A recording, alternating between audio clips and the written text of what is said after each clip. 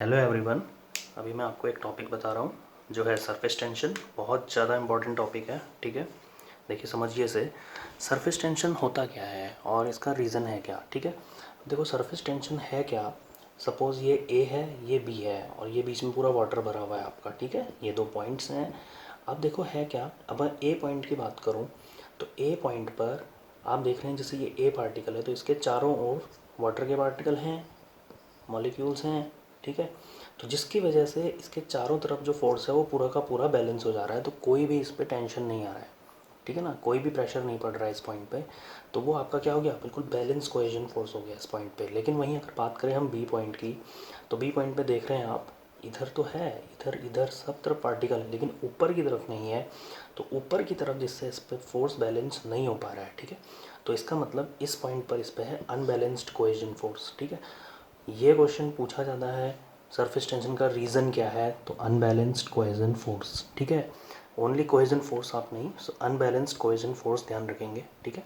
उसके बाद देखो क्या है, सरफेस टेंशन क्या है। जैसे ये पूरा का पूरा आपका कोई लाइन है, ये पूरी लाइन है, इस पर आप देख रहे हैं ये नीचे की तरफ पूरे के पूरे रिजल्टेंट इधर काम कर रहा है, रिजल्टेंट फोर्स, ठीक है। तो इसमें है क्या, ये पूरी की पूरी लेयर टेंशन में है, ठीक है। बट ये आप देख रहे हैं डाउनवर्ड काम कर रहा है किसी पर्टिकुलर किसी लेंथ में, ठीक है। तो इसीलिए इसको बोला जाता है लाइन फोर्स, ठीक है। Surface tension is a line force, ये भी ध्यान रखेंगे। अब टेंशन है तो tension force per unit length is surface tension, ठीक है। तो इसकी यूनिट क्या हो जाएगी आपकी, फोर्स न्यूटन पर मीटर, ठीक है। उसके बाद देखो इसका और एप्लीकेशन क्या क्या होती हैं। जो लिक्विड ड्रॉपलेट है उसका स्पेरिकल शेप क्यों होता है, ठीक है। अब देखो कोई भी चीज़ है, ठीक है, तो वो अपने को क्या करना चाहिए कि देखो जैसे इसका शेप माना मत पूरी तरह से राउंडेड नहीं है, ठीक है, स्पेरिकल नहीं है। तो ये क्या करेगा, ये अपने शेप को बिल्कुल मिनिमाइज़ करना चाहेगा ड्यू टू टेंशन, क्योंकि इसमें टेंशन है, सरफेस टेंशन लग रहा है, ठीक है। तो ये अपने शेप को पूरा राउंडेड करना चाहेगा। और ये जो राउंडेड शेप होता है ये भी किसकी वजह से होता है, आपका सरफेस टेंशन की वजह से, ठीक है। एक और सवाल आपसे पूछा जाता है कि अगर टेम्परेचर बढ़ाएंगे तो सरफेस टेंशन बढ़ेगा या घटेगा। देखो टेम्परेचर बढ़ाएंगे तो टेम्परेचर बढ़ाने से आपको पता है कोहेजन जो होगा, कोहेजन फोर्स वो डिक्रीज़ होगा। अब कोहेजन फोर्स ही अगर डिक्रीज़ हो गया तो ऑब्वियस सी बात है सरफेस टेंशन भी आपका क्या हो जाएगा, डिक्रीज़ हो जाएगा, ठीक है। उसके बाद ये चीज़ें आपको डायरेक्ट ध्यान रखनी है ऑब्जेक्टिव पेपर के लिए। एयर वाटर इंटरफेस के लिए सिग्मा की वैल्यू होती है 0.073 Newton per metre. Air mercury के लिए होती है 0.480 newton per metre. For water glass interference अगर होगा, ठीक है, तो वहाँ पर थीटा इज इक्वल टू आपका 0 होगा, ठीक है। और मरकरी के लिए अगर होगा तो theta is equal to 130 degree हो गया, ठीक है। तो अब हम देखेंगे इसमें, देखो अलग अलग टाइप के हमारे जो शेप होते हैं, ठीक है, उसमें हमारा जो प्रेशर डिफरेंस आता है वो कितना आता है। बिकॉज यहाँ पे देखो क्या है, ऐसा इसलिए होता है कि इनसाइड का प्रेशर और आउटसाइड का प्रेशर अनबैलेंस्ड है, ठीक है। तो इसी वजह से जब अंदर का प्रेशर ज़्यादा है और बाहर का प्रेशर कम है तो ये क्या करना चाहेगा, अपने शेप को कम करना चाहेगा, समझ रहे हो ना। तो इसी वजह से यही रीज़न है कि जो शेप है आपका वो कम होना चाहता है। और सबसे मिनिमम शेप जो हमारे ज्योमेट्री में होता है वो किसका है, स्पेरिकल का ही है, ठीक है। तो नेक्स्ट उसमें अभी हम डिस्कस करते हैं ड्रॉपलेट्स और बबल और जेट वाले केस।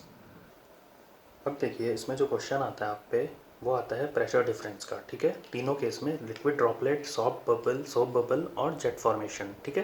तो देखो लिक्विड ड्रॉपलेट के केस में क्या होगा, ये आपकी ड्रॉपलेट होगी, एक बॉल ले लो है ना, उसके बाहर एयर होगी, अंदर H2O होगा, तो ऑब्वियस सी बात है प्रेशर डिफरेंस होगा। और एक चीज़ आप हमेशा ध्यान रखना, कभी भी कोई भी चीज़ है उसके अगर इनसाइड प्रेशर जो होगा वो आउटसाइड से ज़्यादा होगा। जैसे फुटबॉल भी हो गया, फुटबॉल के अंदर हवा भरते हो आप, ठीक है, सपोज एग्जांपल, तो फुटबॉल के अंदर जो प्रेशर होगा वो बाहर वाले प्रेशर से हमेशा ज़्यादा होगा, ठीक है ना।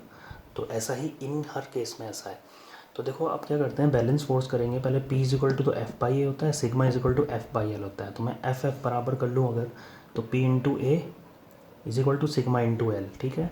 तो डेल्टा P मतलब प्रेशर डिफरेंस कितना है, डेल्टा P। एरिया देखो ये है तो सर्कुलर ही ना, है ना। अब कोई भी मैंने ये एक काटा तो सरफेस टेंशन तो इस पे लग रहा है पूरे इसके सरकमफेरेंस पे, ठीक है। तो delta P into area pi D square by 4 is equal to, ये सिग्मा लग रहा है सपोज, तो सिग्मा इंटू इसका ये कितना है आपका सरकमफेरेंस, पाई इंटू डी। तो delta P is equal to आएगा 4 सिग्मा बाई डी। ध्यान रखना, ये सीधे ध्यान रखना है आपको लिक्विड ड्रॉपलेट के केस में 4 सिग्मा बाई डी। ठीक है, सोप बबल है। अब देखो बबल में क्या होगा, बबल में बीच अंदर भी एयर होगी, बाहर भी एयर होगी और बीच में आपका वाटर होगा। ठीक है, तो डबल सरफेस टेंशन लेयर बनती है यहाँ पे, एक ये वाली और एक ये बाहर वाली। ठीक है, बीच में वाटर है, इन दोनों के बीच में गैप बहुत कम रहता है। ठीक है, तो देखो इसमें क्या है, P into A is equal to sigma into L. ठीक है, सेम। तो डेल्टा P इंटू एरिया तो सेम है circular, pi D square by 4 is equal to sigma into, अब देखो एक लेयर ये है एक लेयर ये है, दोनों पे सिग्मा सिग्मा लगता रहेगा। ठीक है, तो pi D plus pi D is equal to delta sigma is equal to जो होगा 8 sigma by D. Jet formation है। अब देखो जेट तो सिलेंड्रिकल शेप में जाएगी ना पूरा, जैसे पाइप से पानी निकलता है। तो ठीक है, तो इसमें भी सेम रिलेशन आप बराबर करेंगे। तो delta P into L into D, area देखो एल ये है और डी ये है, बिकॉज एक सिलेंडर के उसमें जाएगा ये इस तरीके से जाएगा आपका, ये समझ रहे हो ना। तो delta P into L into D is equal to sigma into एक एल इधर और एक एल उस तरफ, 2L, ये वाला नहीं लेंगे।